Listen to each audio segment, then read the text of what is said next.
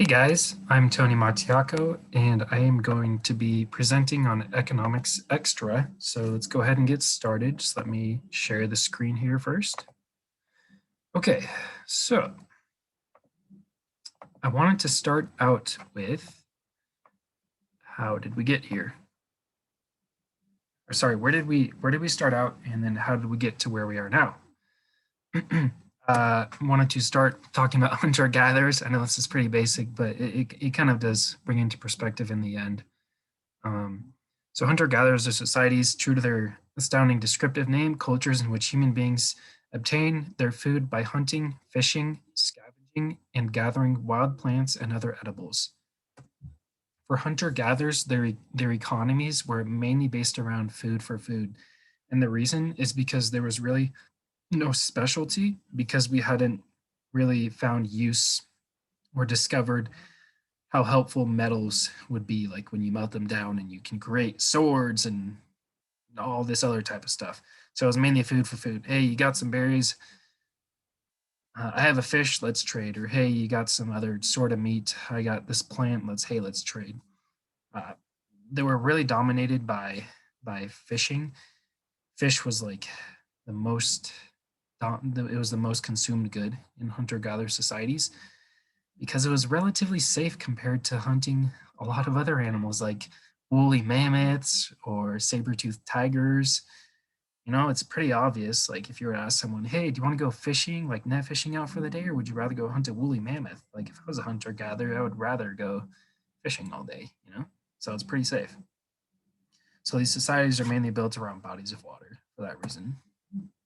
Eventually, we come into the agricultural revolution and the rise of civilizations.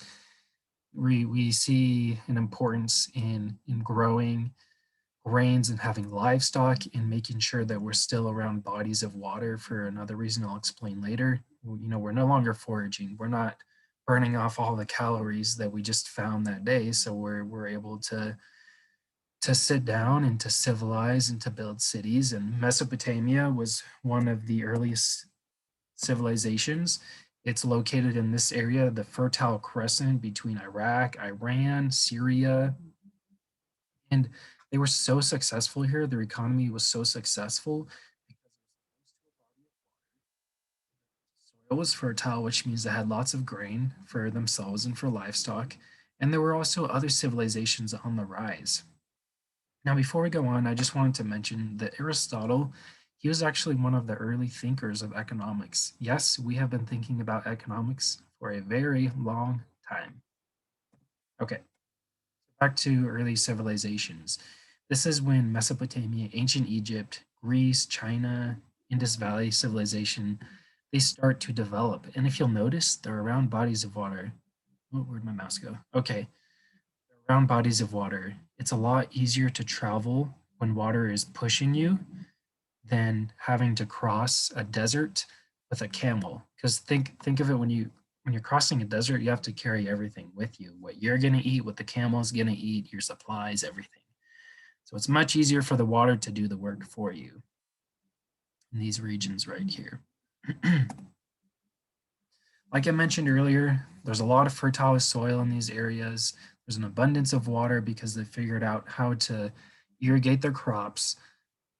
Civilizations are really letting the environment, the physical environment, do all the work for them now. Mesopotamia was learning how to trade with Egypt, with the Indus River Valley and whatnot. They were trading cooking oil, pottery for Indian ivory. I'm in this point, I need it.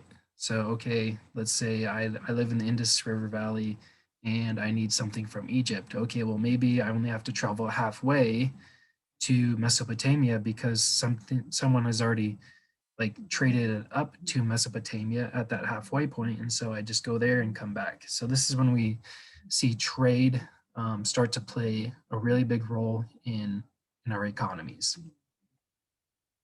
Eventually, we're going to start moving into things such as wars, creation of new religions and idols. I was just kind of laughing at this. You know, I was thinking, oh, there's just a bunch. There was probably just a bunch of people sitting there thinking, you know, we have all this extra metal. Why don't we just melt it down and create new religions and start worshiping false gods? Hey, why not? Maybe that happened. I don't know. I just thought it was pretty funny. So we have this technology that's going to advance us because because we're fighting wars. We have these professional fighters, these soldiers we can pay to go to war for us. So in current these metals, they're our currency now. They have value, and they understand that it can buy things. So we're gonna pay them to go fight these wars for us. We're gonna become more sophisticated in the way we dress because we have kings and queens now, and our transportation is going to become better. And this all leads back to trades for goods and services and the economics of early civilizations. This is when we see currency start to take place. Paper currency actually was relevant just a few hundred years after Christ in China is when they had the first paper currency, the Silk Road going all the way from China into Europe, Egypt, pretty much just these three continents. Eurasia is just exploding with trade and whatnot. Also, I wanted to mention in Egypt and Northern Africa, that's where Islam was present, and they were trading with Mansa Musa and the Mali Empire down here because they had so much gold. And they were also trading ideas, and one of these ideas was Islam. And so that's how Islam spread to West Africa, was through trade. And we see the rise of European exploration down to Africa. Hey, they see all these resources they have. Let's go take advantage of them. Let's use them and whatnot. The East India Trading Company. This is when we start to see the rise of modern day corporations. Like I mentioned, Africa, Europeans going down there and really starting the scramble for Africa. Look at all these resources they have: iron, ore, gold, crude oil, petroleum and natural gas, cotton. There's a lot of rich resources here that the European colonies took economic.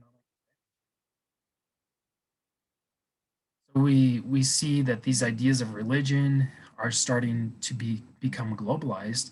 And I just wanted to mention the Opium Wars and how economics and religion relates to the Opium Wars. Well, this was started because the Brits really liked the tea that the Chinese had, and they were becoming addicted to it.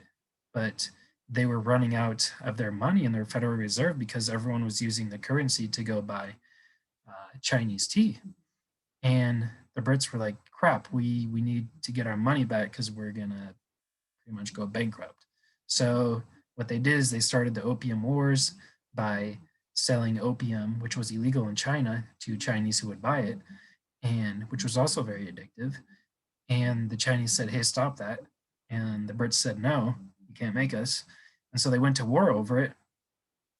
And the Brits won and they got parts of China. And, they were able to bring in their religions and their ideas and their style of government. And we see how just the basics of economics and trades and goods can turn into something bad and create wars and whatnot. You see that with the Revolutionary War, the taxes that were put on the colonists in the Civil War, how strong and how economically independent the South was becoming. Also, I wanted just to mention inflation and scarcity just overall with economics. These are extremely important concepts, how there's a finite number of resources and we're going to fight for that, which, economics plays a huge part into wars. And, we see the industrial revolution, technology that it created, medicine. I wanted to mention this because of the population pyramid, where you want it to be like this. If it's like this, then your economy is going to be good for a while. But if it's like this, if it's straight up and down, then that can hurt your economy in the long run because that means people are living longer. So with better medicine, that can hurt your economy because that means there's going to be just as many people working that aren't working. Globalization. I really like this picture I found down here on the web, and it shows the smokestacks, different generations. It has a soccer stadium in the background with big screen TVs, and it just shows how far we've came through the Industrial Revolution and the technology that we've created. And this picture just demonstrates how corporations are just taking over the globe. It's got all the continents that people live on and all the corporations that dominate. And also, banks and Federal Reserves were this is when banks and Federal Reserves became very important, is because we didn't want to go into inflation and we need someone to regulate our economy. And quickly, I just wanted to mention Adam Smith. He's considered one of the father of economics, and he discusses free markets, assembly line production. He talks about laissez-faire, basically let the market do what it's going to do. Don't have government interruption. We have modern day financial crises that seem to be happening a lot more often than they used to. Something that I found on the web was talking kind of about financial crises was the cultural epoch theory that just discusses human cultures that pass through the same stages of social and economic organization in the same order. In most versions of the theory, this involves progress from a hunting-based society through pastoral, agricultural, and early industrial epochs to the modern developed world, with each stage being seen as more complex, organized, and secular than previous stages. So we see this now going on. There's more and more financial crises. We're becoming more globalized, as a society. And sometimes that can hurt us because we have to borrow more and more through the Federal Reserve, through banks, from other countries and whatnot. So the globalization of economics is good and bad. Sometimes you just have to find that balance. So the EU versus the United States, this plays big into cultural geography because it demonstrates just how powerful the US is compared to the EU. Now, I do believe that the EU is very powerful, but the EU lacks a few things. It lacks that really strong integration. And afterwards, I want you to watch this video. It's not working right now for some reason, the audio. So I want you to watch that video after you watch this presentation, and then I'll put it in my study guide, and it'll show you just how important it is that when you decide to unite different countries like the EU did, who see themselves as Irish, as Brits, as Germans, as Spaniards, as Greeks, that they are united as one. And that's a huge problem with Europe right now is they don't see themselves as Europeans. They see themselves, like I said, as Germans, as Spaniards, as Greeks.